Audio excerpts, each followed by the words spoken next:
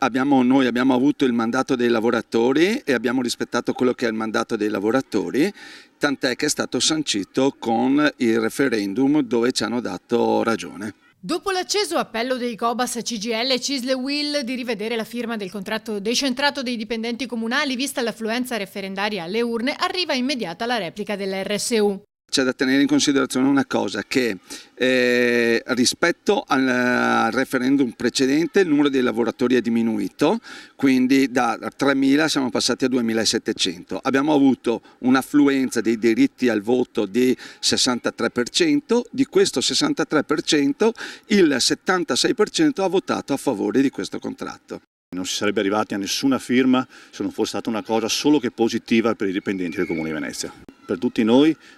componenti dell'RSU, la maggioranza e tutte le sigle sindacali, riteniamo questo contratto di gran lunga migliorativo rispetto al contratto che attualmente era vigente, sia sulla parte normativa,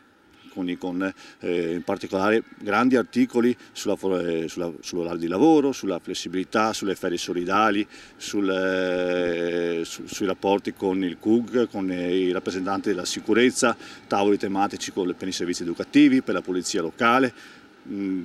previdenza della polizia locale che completamente non c'era negli ultimi 10 anni e tantissime altre cose, sia sulla parte economica perché si è raggiunto una produttività media di 1.500 euro, quindi 400 euro in più lordi rispetto all'anno precedente,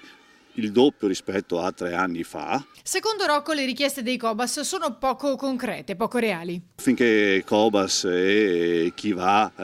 sono i promotori del no non portano realmente, concretamente una proposta al tavolo, una proposta reale che possa essere presa in valutazione da questa amministrazione.